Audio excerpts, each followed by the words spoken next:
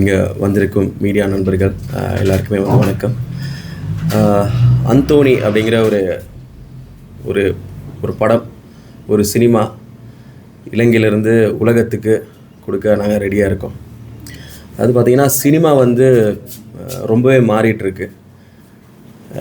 இப்போது தென்னிந்தியாவில் சினிமா வர்றது கூட அவங்க கூட இந்தியாவுக்கு மட்டுமே படம் பண்ணுறது கிடையாது.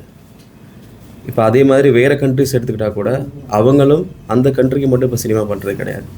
இப்போ எல்லாருமே உலகத்துக்கு பண்ண ஆரம்பிச்சிட்டாங்க. ஸோ அப்படி இலங்கையிலேருந்து இந்த உலகத்துக்கு வர்ற ஒரு படமாக அந்தோனி வர காத்துட்ருக்கு.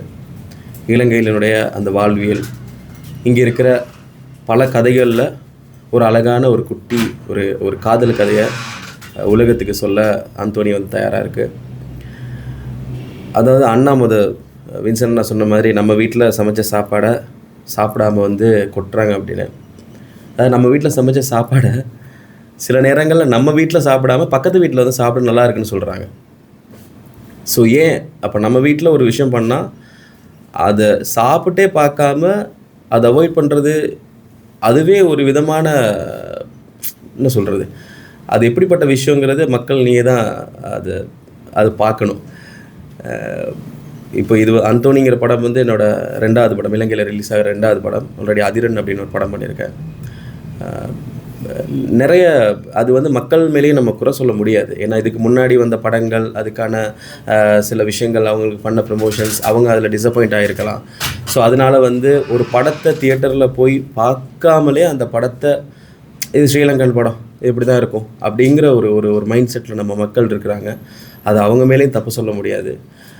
ஆனால் அந்த ஒரு விஷயத்தை அந்தோனிங்கிற படம் நம்ம மக்கள் மனசில் இருக்கிற அந்த ஒரு சின்ன ஒரு புள்ளியை மாற்றி அமைக்கும் அப்படின்னு நான் முழுசாக நம்புகிறேன். முதல்ல நம்ம வீட்டில் செஞ்ச சாப்பாடை நாங்கள் சாப்பிட்டு பார்ப்போம், அதுக்கு பிறகு பக்கத்து வீட்டுக்கு நம்ம கொடுப்போம்.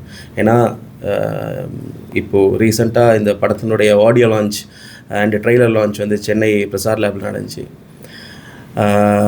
தர்மதுரை, அதுக்கப்புறமா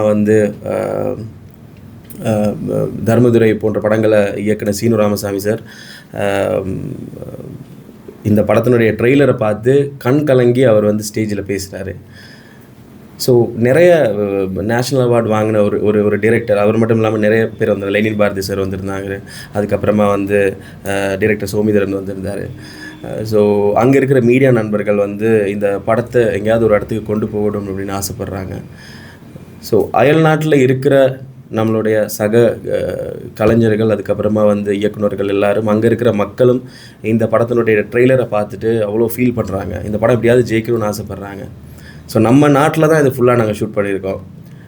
நம்ம நாட்டில் தான் நான் பிறந்தேன், இங்கே தான் நான் பிறந்தேன், அண்ணா இங்கே தான் பிறந்தார். இந்த படத்தினுடைய டிரெக்டர்ஸ் ஜெனோஷன் ராஜேஸ்வர், அப்புறம் சுகீர்தன் கிருஷ்ணராஜா, 2 பேரும் இதே நாட்டில் இதே இங்கே ஜஃப்னாவில் குருநகர் அப்படிங்கிற பிரதேசத்தில் தான் அவங்க பிறந்திருக்காங்க. இங்கே தான் படித்தாங்க, வளர்ந்தாங்க, சினிமா கற்றுக்கிட்டாங்க. ஸோ இங்கே இருக்கிற கதையை உலகத்துக்கு சொல்லணும்னு ஆசைப்பட்றாங்க. ஸோ இங்கே எடுத்த படத்தை நம்ம மக்கள் கண்டிப்பாக அதை தியேட்டரில் போய் பாருங்கள். இந்த மாதம் மார்ச் மாதம் 13ஆம் தேதி இந்த படம் தியேட்டருக்கு வருது. கண்டிப்பாக தியேட்டரில் போய் இந்த படத்தை பாருங்கள். அதுக்கப்புறம் நீங்கள் டிசைட் பண்ணுங்கள், ஓகே நம்மளால் ஒரு 2 hours 2.5 hours நம்ம டிரெக்டர்ஸால் நம்ம மக்களை சாட்டிஸ்ஃபை பண்ண முடியுதா, அவங்கள ஹோல்ட் பண்ணி வச்சுக்க முடியுதா, அந்த எமோஷன்ஸை அவங்களுக்கு கடக்க முடியுதா அப்படிங்கிற ஒரு டவுட்டில் தானே எல்லாருமே இருக்கீங்க. ஸோ அந்த டவுட்டுக்கு இது ஒரு நல்ல ஒரு ஆன்சராக இருக்கும் அப்படின்னு நான் நினைக்கிறேன். ஸோ அந்தோனி அது ஒரு கவிதை மாதிரி ஒரு படம்னு வச்சுப்போம். அந்த படம் உலகத்துக்கு வரப்போகுது மார்ச் மாதம் 13. மிகப்பெரிய பொருட்செலவில் ப்ரொடியூசர் ஓசே ஃபிலிம்ஸ் ரமணன் அண்ணா அது ப்ரொடியூஸ் பண்ணியிருக்காரு. பின்னாடி கிட்டத்தட்ட ஒரு 100-150 பேருடைய உழைப்பு இருக்குது.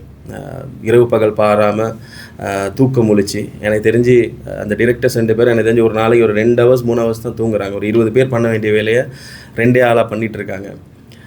ஸோ அத்தனை பேருடைய உழைப்புக்கும் இந்த மார்ச் மாதம் 13ஆம் தேதி ஒரு நல்ல ஒரு பதில் கிடைக்கணும். அது மீடியா நண்பர்கள், மக்கள் எல்லாருமே தியேட்டரில் போய் டிக்கெட் வாங்கி பார்த்ததுக்கப்புறமா தான் அவங்களுக்கு அதுக்கு பார்த்து நீங்கள் கொடுக்குற அந்த ரெஸ்பான்ஸ் தான் அவங்களுக்கான ஒரு மிகப்பெரிய ஒரு விஷயமாக நான் நினைக்கிறேன். ஸோ அந்தோனி கண்டிப்பாக தியேட்டரில் மிஸ் பண்ணிடாதீங்க.